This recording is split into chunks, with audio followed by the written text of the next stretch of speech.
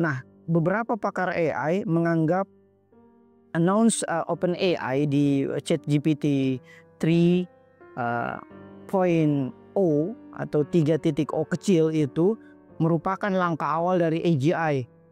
Bahkan jika kita kaitkan dengan bulan lalu announce dari Gemini yang telah mengeluarkan Gemini 2.0 yang telah mampu merekam layar dan telah mampu merekam video, bahkan membantu gamers untuk memenangkan pertandingan karena dia dapat screen video, dapat merekam video secara real time. Bahkan kalau kita hadapkan HP kita misalnya ke botol ini, dia akan mencoba menjelaskan botol ini secara real time. Itu Gemini 2.0.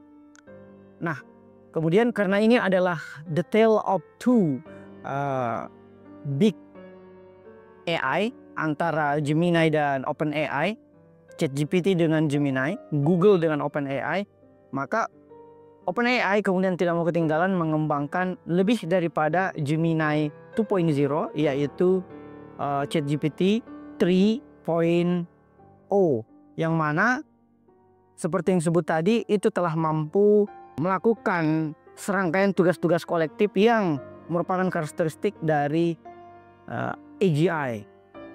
Nah, per buku ini ditulis, konsep tentang AGI itu belum ada contohnya nyata. Tetapi bulan 12 bulan ini, tepatnya 12 hari pertama bulan ini, di mana OpenAI mengembangkan konsep pertama dari AGI, maka itu adalah pertanda AGI diluncurkan pertama kali di muka bumi ini. Nah, adapun signifikansi pembahasan kita dalam hal ini tentang AGI karena berpotensi mengubah peradaban manusia secara fundamental. Bahkan cara belajar kita telah terdisrupsi. Terdisrupsi bukan lagi sifatnya seperti ceramah metodenya, seperti bagaimana kita di kampus, tetapi sekarang pembelajaran itu harus diinstruksi menjadi personalized learning atau pembelajaran yang terpersonalisasi. Kita dapat berdiskusi dengan AI. Nah, terus forum-forum seperti ini fungsinya apa? Fungsinya adalah untuk mengembangkan the future skill yang tidak akan digantikan oleh AI. Apa itu? Kemarin saya mengikuti sertifikasi Microsoft Certified for 21st Century. Itu ada 6 future skill yang sifatnya adalah indisruptible atau tidak akan terdisrupsi. Apa itu? Yang pertama adalah self-regulation. Self-regulation adalah kemampuan kita untuk konsisten terhadap apa yang ingin kita pelajari.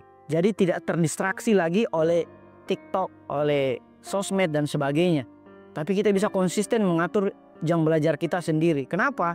Karena sekarang eranya personalized learning. Nggak ada lagi orang yang bisa secara real time menegur kita, bilang, kau harus baca buku.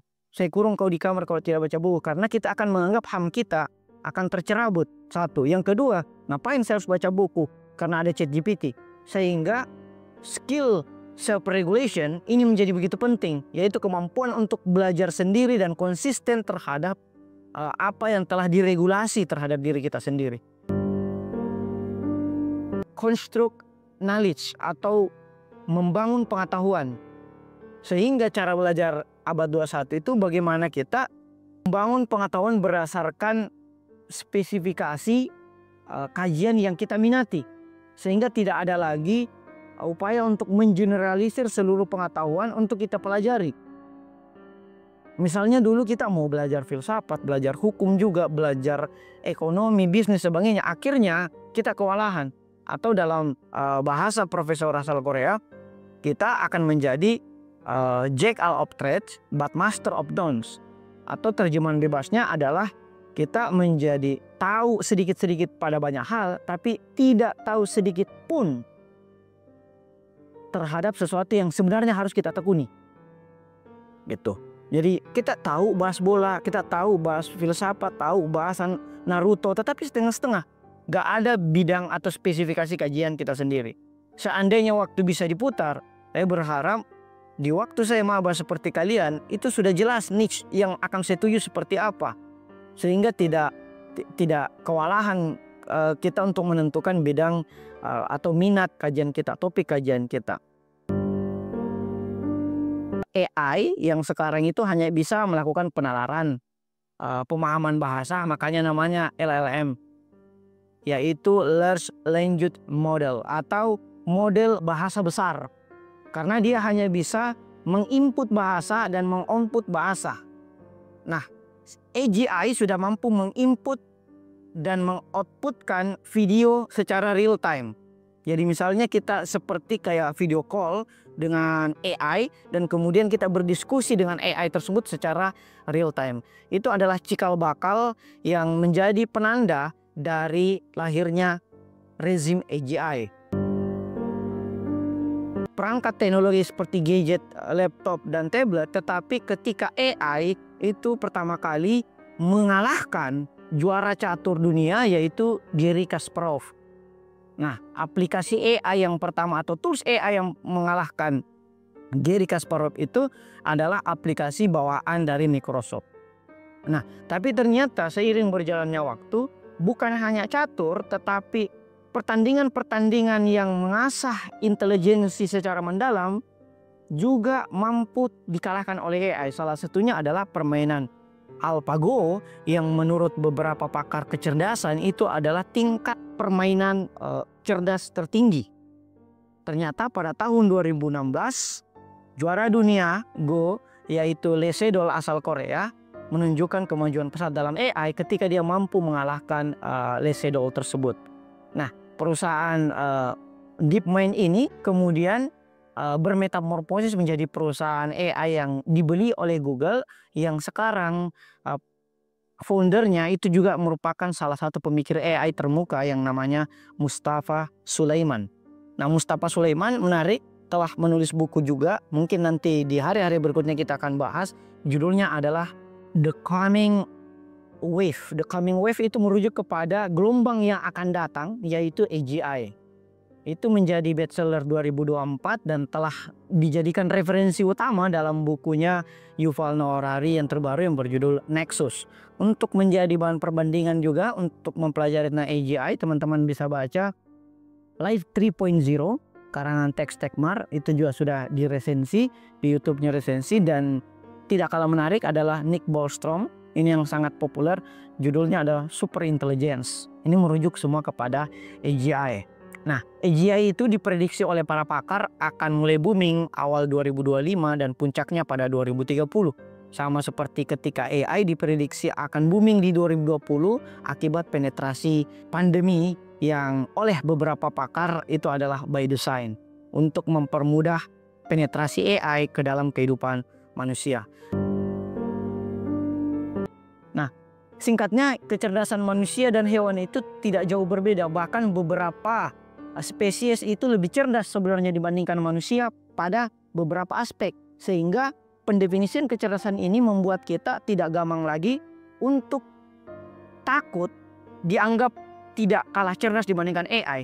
Karena bukan hanya AI yang lebih cerdas daripada kita pada beberapa aspek, tetapi binatang pun pada beberapa aspek itu lebih cerdas dibandingkan kita. Misalnya kecerdasan menggunakan indera penciumannya anjing itu lebih cerdas dia gitu. Dengan mencium satu benda saja dia kemudian dapat melacak bau tersebut sampai ke ujungnya. Begitupun dengan jenis-jenis hewan yang lain berdasarkan karakteristik kecerdasan lainnya.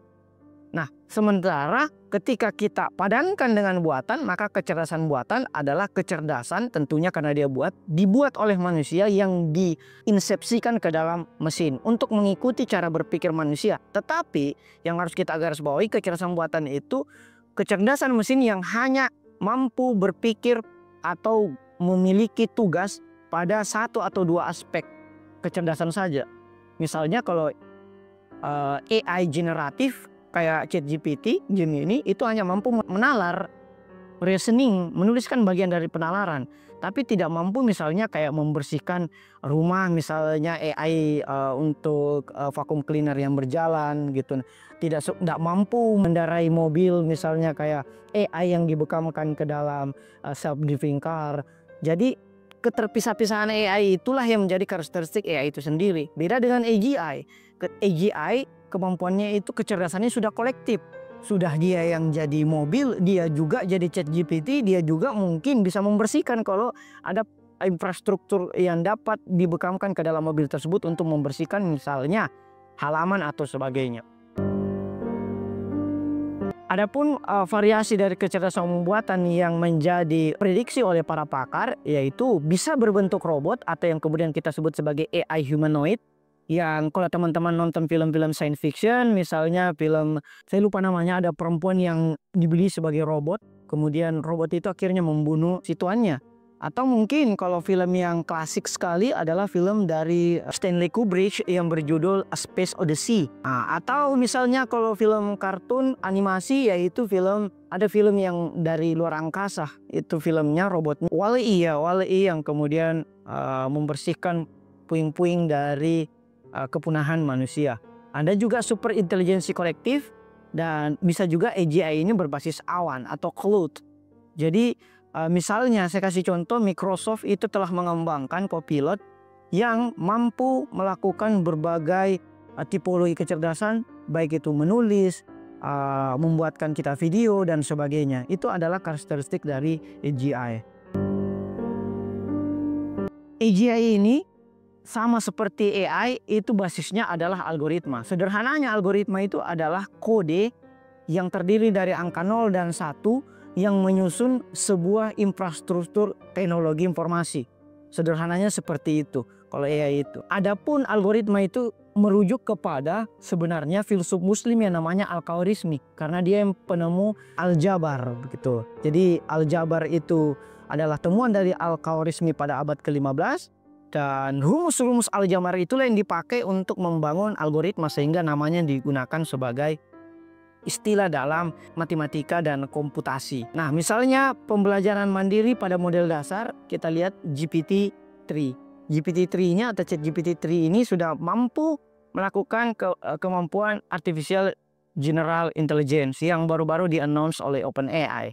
Nah, jadi kemampuannya itu sudah generatif atau sudah banyak hal yang bisa dilakukan, bukan hanya lakukan reasoning atau penalaran, tapi mampu juga melakukan bahkan membuatkan kita gambar, membuatkan kita video. Misalnya Sora AI itu adalah cikal bakal dari AGI itu sendiri, atau singkatnya adalah peningkatan penalaran. Pertanyaan kemudian, apa yang tidak dimiliki oleh AGI dan AI, yaitu perdebatan filosofis para pakar AI termuka, yaitu kesadaran. Bahkan Yuval Noah Harari dalam bukunya Homo Deus itu telah menjelaskan mengenai definisi kesadaran, yaitu pengalaman subjektif. Jadi kalau dalam bahasa ilmu logika Islam ini disebut sebagai ilmu huduri, yaitu ilmu yang subjek dan objek itu tidak terpisah.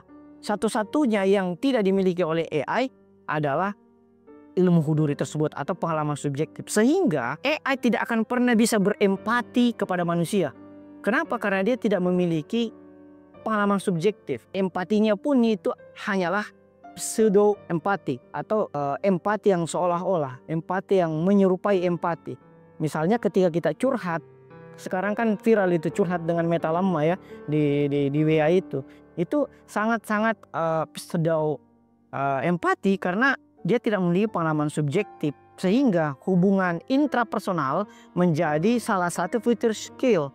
Makanya sekarang banyak para pakar psikolog kesehatan mental itu menjadi laku. Kenapa? Karena itu tidak akan bisa digantikan oleh AI. Adapun dampak dari AGI ini terhadap perkembangan di masyarakat, tentunya peluangnya atau dampak positifnya tentunya akan mempermudah atau mengefisiensi dan mengefektivitaskan kehidupan kita dalam proses pemecahan masalah. Misalnya, mungkin hampir tidak pernah dalam satu hari saya tidak menggunakan ChatGPT, tapi bukan untuk misalnya mencari tahu hal-hal yang sifatnya sederhana, tetapi misalnya untuk melakukan sintesa antara dua kurikulum. Saya mau bikin kurikulum baru, saya gunakan ChatGPT. Misalnya juga ketika seperti yang kita contohkan kemarin, Rio dan Nora, kita masukkan jumlah halaman bukunya berapa dan kita memerintahkan ChatGPT untuk mengadvise kita berapa lama buku ini harus saya baca. Kemudian dia berikan schedule-nya kan seperti itu, sehingga baik Nora maupun Rio berhasil menyelesaikan bukunya dalam 1-2 hari. Nah, adapun risikonya tentunya adalah dehumanisasi dalam arti pekerjaan manusia akan tergantikan oleh AGI. Misalnya dulu kita masih mengenal kasir di jalan tol atau kasir di tempat parkir, itu sekarang sudah sangat minim. Kenapa? Karena AI sudah mendisrupsi pekerjaan tersebut. Tetapi banyak juga pekerjaan-pekerjaan baru yang teman-teman bisa isi. Dulu tidak ada pekerjaan yang namanya YouTuber dan misalnya podcaster dan sebagainya. Tetapi kedepannya pun YouTuber dan podcaster itu akan terdisrupsi. Kenapa? Karena misalnya Notebook LM, AI-nya Google juga itu sudah bisa bikin podcast sendiri. Hanya kita masukkan saja berapa prompt, dia akan bikin kita podcast sendiri yang sangat natural, yang sulit kita bedakan dengan podcast manusia. Sehingga kembali kepada konsep dari Alan Turing tadi, bahwa AGI itu akan hadir ketika manusia tidak mampu lagi, ini namanya tes Turing, manusia tidak mampu lagi membedakan antara ini adalah produk buatan AI atau manusia. Di saat itulah AGI telah hadir di tengah-tengah kita. Nah, sebagai penutup, untuk menuju masa depan AI ini ada potensi besar sekaligus tantangan yang harus kita hadapi. Dan penting kita untuk melakukan audit algoritma. Audit algoritma ini untuk mengurangi bias kognitif yang masuk ke dalam AI sehingga melahirkan bias algoritma. Seperti yang kita telah jelaskan, ada 6 jenis bias algoritma, yang salah satunya adalah bias algoritma yang disebabkan oleh developer atau perancangnya. Dan teman-teman harus terbuka dengan cara belajar baru yang tidak konvensional, yang mana kita sebut sebagai human machine team atau tim antara manusia dan mesin.